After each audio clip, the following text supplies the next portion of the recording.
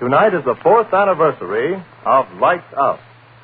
After 4 years of fantasy and imagination, chills and thrills, Lights Out celebrates by bringing to the microphone the internationally known actor whose name has become synonymous with the unusual and fantastic.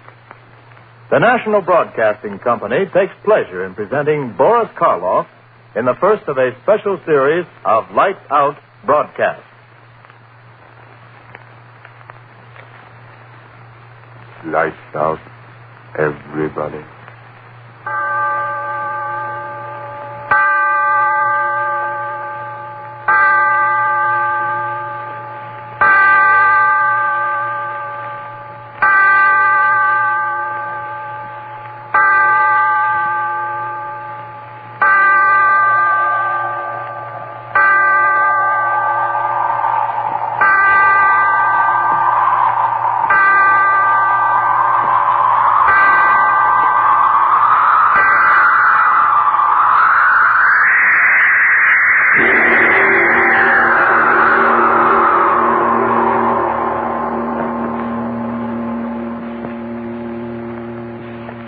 Tonight, Lights Out presents another psychological drama, a play in which the principal part is taken not by the character himself, but his thoughts.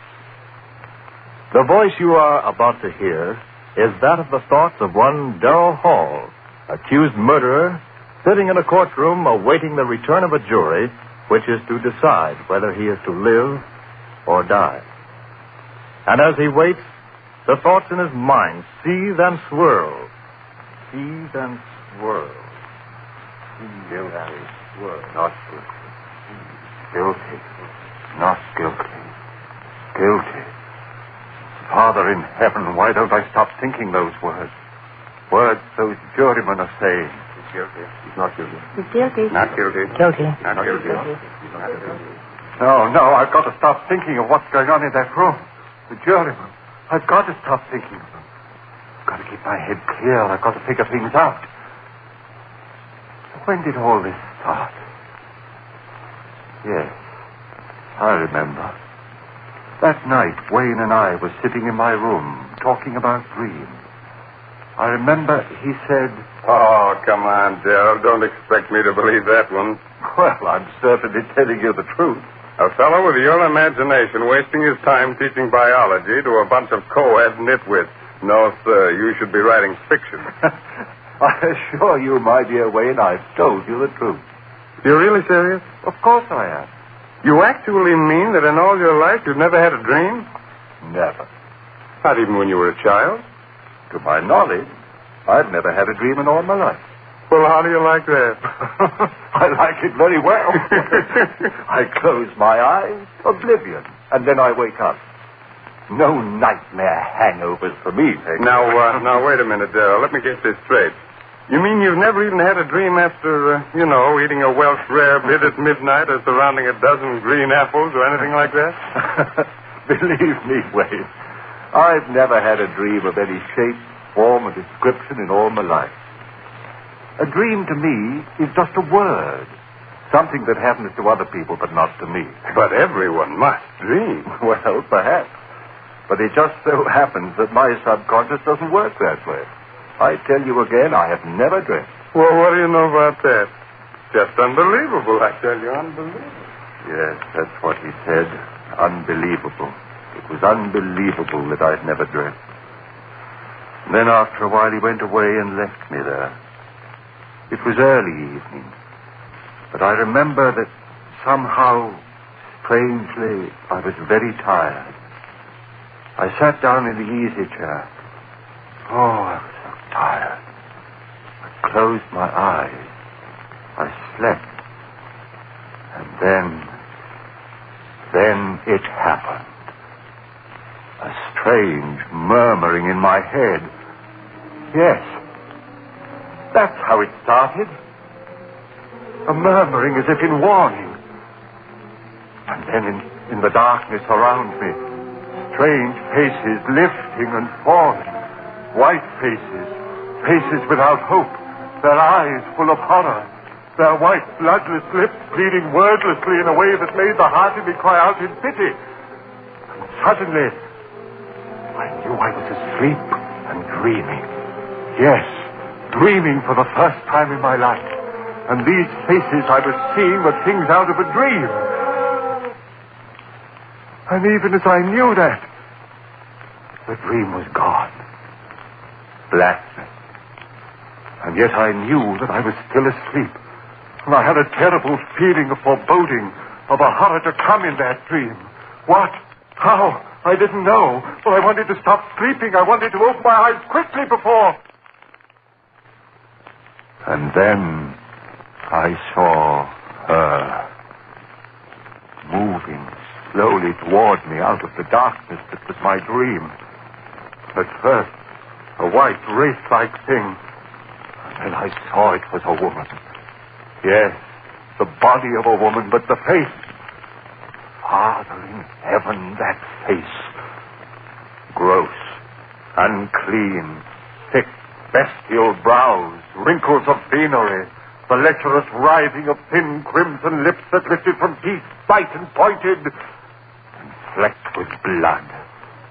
Yes, a glorious body, and a face from hell. Closer, closer to me. And then she spoke one word.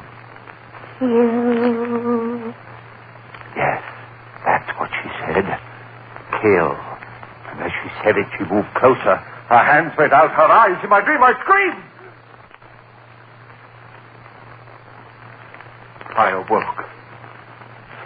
I remember, just at that second, the clock on the mantel began striking.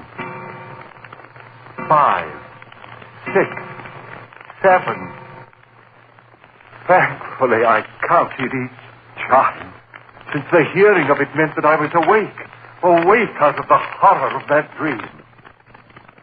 When the clock had stopped chiming, I sat there. My one thought was, if this be dreaming, let me never dream again. I heard a sound. What was that? I sat still, afraid to move. And then I laughed. It was my own heart. My own heart still pounding with fright at what I'd seen in my first dream. Oh, why do I sit here thinking of what has been? The jury in there. They've got to hang me. Free him. They've got to hang me. Guilty. Hang him. Free him. No, I mustn't think of them. Better to keep my thoughts on how it all started. Better to figure things out. Where was I? Ah, yes. Sitting there, listening to the beating of my heart, thinking of the horror of that dream. And then, suddenly, that strange, wordless murmur I had heard in my dream was whispering in my head again. Quickly as it began, it was gone. How could this be? I was awake. This was no dream. Then why had I heard that wordless entreaty? That same sound that had come from those miserable white faces that had floated before me while I slept. Why? I heard it. Sound behind me. Oh. Why, yes, my friend Wayne. Must be he. Come back into the room, standing behind my chair, thinking I was asleep. I turned round and said, Wayne, is that you?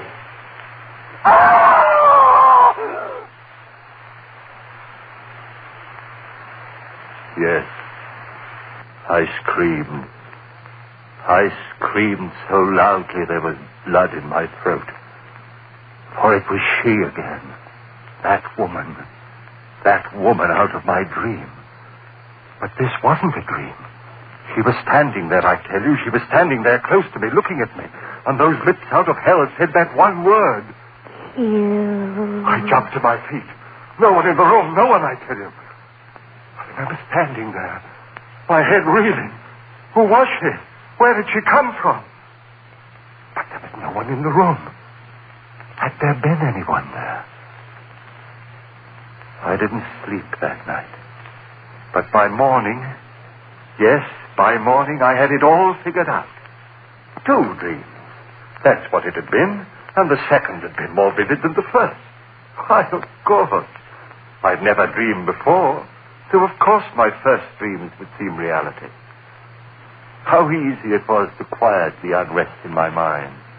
Easy to make oneself believe what one wants to believe. And yet, some measure of uncertainty remained with me. And Mary saw it in my face when I had dinner with her that night.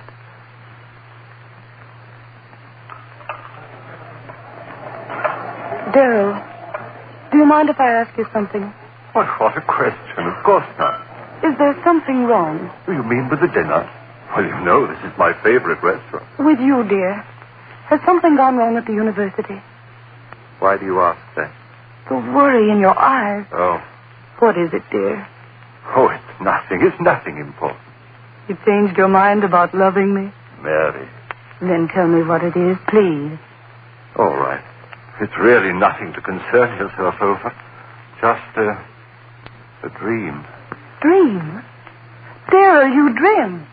Yes. Last night. How marvelous. Now you're normal even when you sleep. That's right, isn't it? I'm back to normal, see, am I not? And here I thought from the expression on your face that it was something really important. Funny, isn't it? And I suppose in your first dream you dreamt of a glorious, seductive woman. No, Mary. Ah. Did you have a nightmare? If you don't mind, let's not talk about it anymore. Shall we have our dessert now? Now, I suggest the hot green apple pie with cheese. Daryl, was it as bad as all that? Horrible. Oh, that's cruel. Your very first dream, an unhappy one. Oh, well, I'm sure that if you dream again, you've more interesting times ahead. Oh, Daryl, look at the time. 7:01, and we promised the Armstrongs we'd pick them up at 7:15. Daryl, what is it? Your face. Do you hear it? Hear what? You do hear it, don't you? The voices. What? Daryl, what are you talking about? Why, the people in this restaurant are most well behaved. Gone. Just the way it was before. Daryl, please, if this is a joke, please tell it to me. Daryl, what is it? What are you staring at? What's behind my chair? What's there, Daryl? Tell me what you see. Daryl, the table. Why did you throw over the table? Daryl, what is it? What is it? Why did you scream like that? What's the matter with you, Daryl? Yes. She wanted to know why I had done it. Screamed, thrown over the table. They all wanted to know. But how could I tell them? Tell them of her, standing behind Mary's chair, that thing of degradation, and those lips saying, kill. I went home. Mary thought I was overworked. Oh, no, darling, you've been working so hard. Go home and rest, dear. That's all you need, rest. Rest. What good was rest? I had to reason things out. All my life I lived with reason, and now this horror. I had to know all about it. Now I was certain it was no dream. What I had seen there in the restaurant had been no thing of sleep. Hallucination. Yes, that was it. I had been working hard. Too much work was the answer, and rest would cure that. Yes, indeed. And so I rested through the next day. It was quite dark when I awoke. The phone rang. It was Mary calling to find out how I felt. Are you sure you're all right, Daryl? Why, yes, Mary, yes, I'm fine, thank you. You sound all right. Your advice was good, dear. Apparently rest was just what I needed. Then go along back to bed. I'll talk to you tomorrow. All right, dearest. Thanks for calling. Goodbye, Daryl. Sleep well tonight. I hung up the receiver. And then the clock on the mantel behind me began striking. Always at 7. Always at 7. Always at 7. Yes, that was true. Each time it had been 7 when it had happened. And then, with the last chime of the clock, I realized it was 7 again. 7. Would I see her again? I stood there, back against the wall, waiting. So quiet, I could hear the clock ticking away the seconds. Would it happen again, this hallucination of mine? I waited. I heard no pitiful murmur of voices. Just quiet.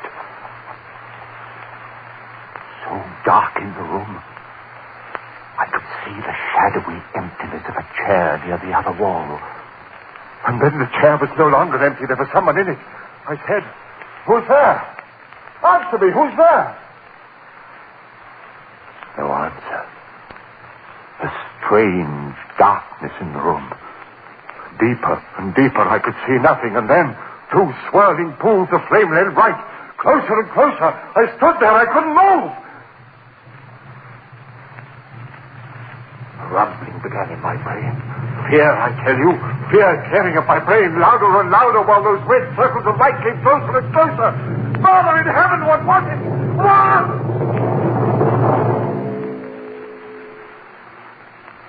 And then I knew. It was her eyes. Her eyes burning close into mine, into the brain of me, pounding one thought into me.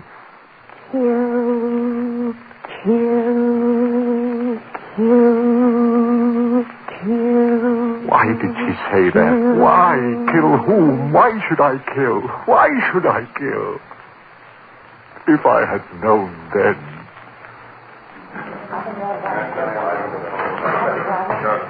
The jury. They're coming back. The verdict. What? No, not yet. Still out. Oh, they've got to find me guilty. I've got to hang. I've got to. If I live. Oh, but I mustn't think of that. I must think of what happened. Where was I? Oh, yes. That woman. Her eyes pounding that word into me, and then gone again. But this was no dream. Then what? A voice within me whispered, "Crazy, crazy, crazy." No, I was fainting. That horror was real as the breath in me. And with that realization, the coldnesses of a wind blew around me and scratched at my heart. For if she was reality, somehow I knew that I was lost. And so it began. Night after night, at the stroke of 7. First, that wailing dirge of those lost souls. And then her writhing lips. Kill, kill, kill, kill, kill, kill. Father in heaven, the words began pounding in my head so that even when she wasn't there, I heard them. I hid in my room. I didn't go out. People would see this madness that had come over me. I went nowhere.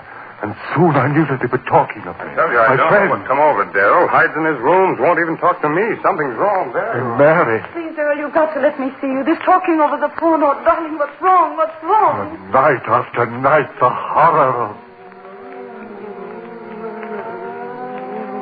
And the greater horror of... Kill, kill, kill, kill, kill. Mary pleaded with me. Daryl, if you love me, please let me see you, talk to you. Come over to my house tonight. Oh, please, Daryl, perhaps I can help you. Please, darling, please. I didn't want to go, but I went that night. Perhaps she could help. Yes. Help me understand the madness of those wailing voices and drifting white faces. Understand the horror of that woman and that maddening word. Mary, so understanding, so gentle, she could help me. Clear my head of the madness. Oh, Daryl, you're here at last. Mary, help me. You will help me. Oh, Daryl, your face so white. Oh, Don't talk yet. Sit here and rest. I'm sane, Mary. Believe me, I'm sane. Of course, dearest. Of course you are. It's that madness outside of me, those white drifting faces moaning at me. Rest, darling. And that woman out of hell. Woman? Her eyes and lips telling me to...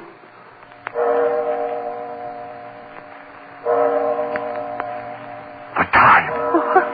The time. What time is it? It's 7. Daryl, what is it? I've lost track. I've got to get out of here. Daryl, don't. Wait, don't go. Too late. Daryl, what is it? Too late. Late.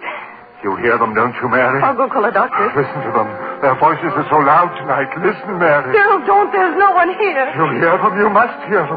What are they saying? Louder and louder, trying to tell me something. What are you saying, you out there? What are you telling me? Daryl, stop! They're gone. Faces, voices, gone. Now she'll be here. Oh, Daryl, please, you're right. Make me...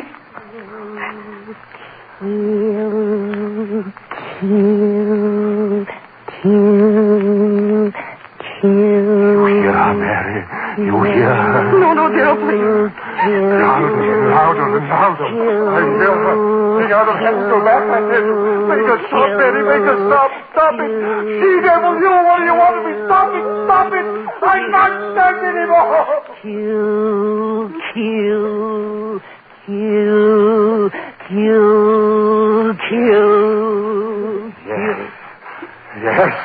Yes. Go away. Go away and I'll kill. Daryl, don't! Oh, my neck. Choking me. Daryl, no. Kill.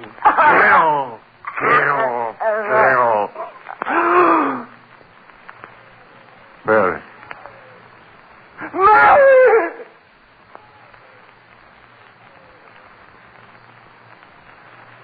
Yes.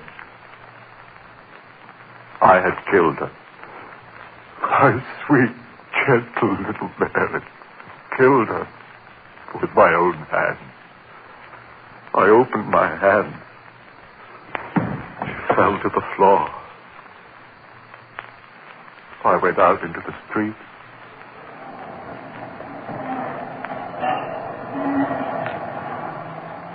People all around me, hurrying.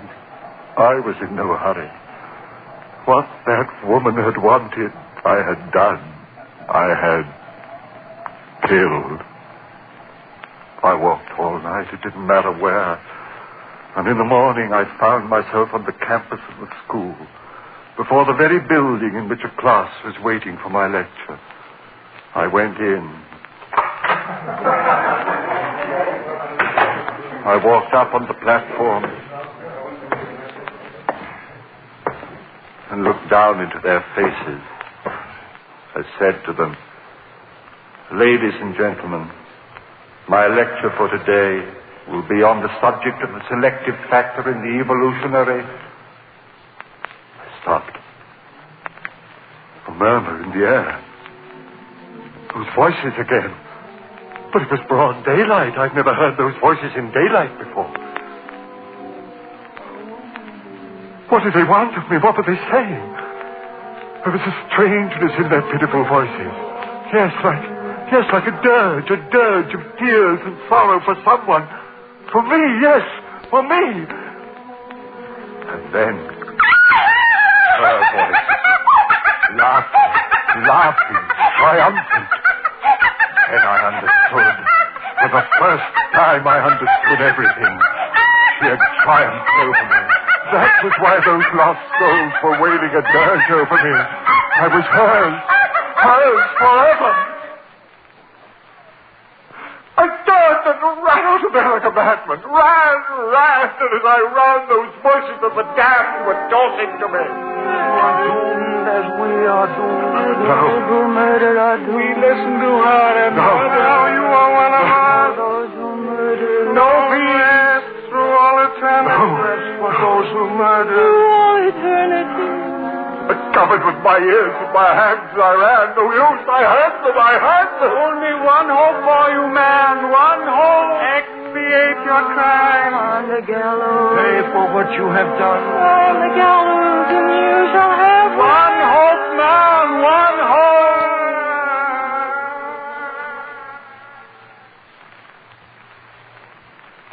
So that was it. My one hope.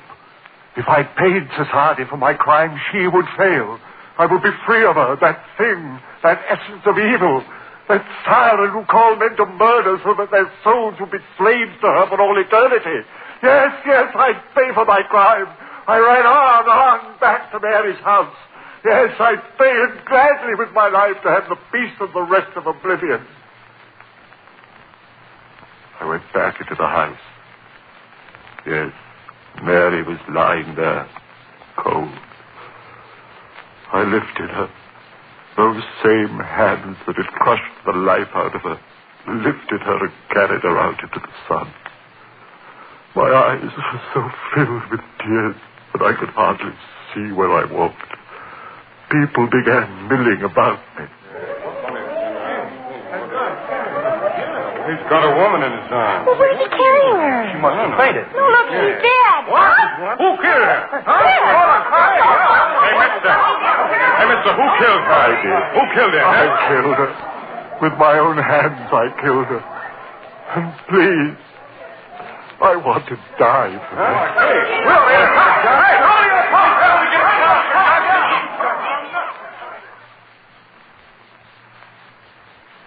And then the trial.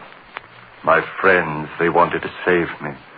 Clever eternities, sanity commissions, and twists of the law.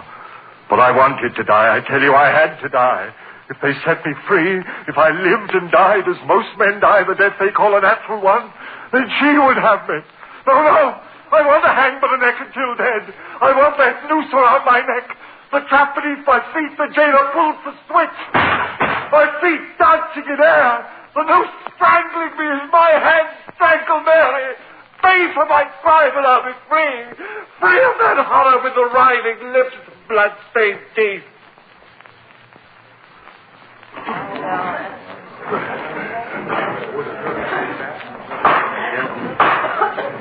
Order the court. Order the court. The jury. They're coming in.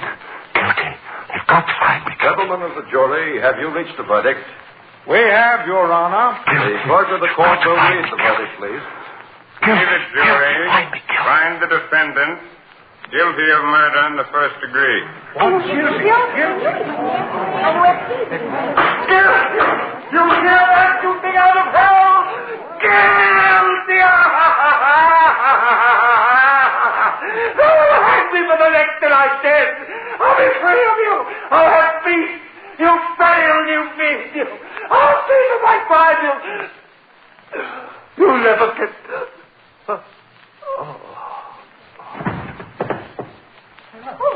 What's the mean? He's fainted. Hey, stand back, everybody. Doctor, right this way, doctor. Ambulance, call an ambulance. Stand back, please. It's no use. This man is dead. Heart attack. Holy. Would you take a look at his face? Yeah. As if he was looking at the devil himself.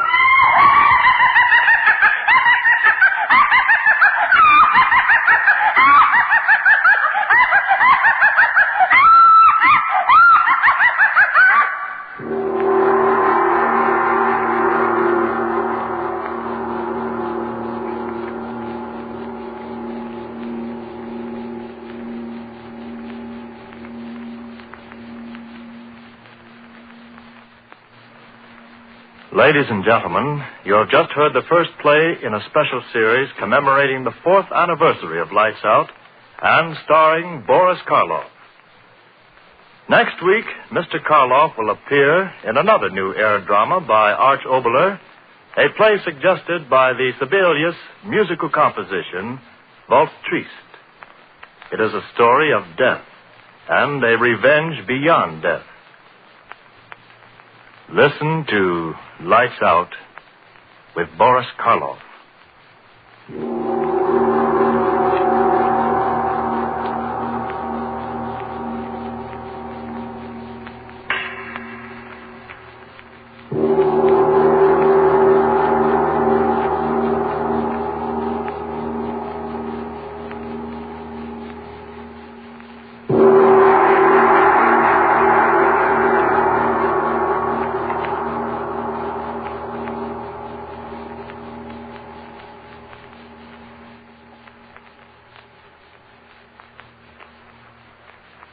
Lights Out, written especially for radio by Arch Oboler, comes to you each Wednesday evening from our Chicago studios.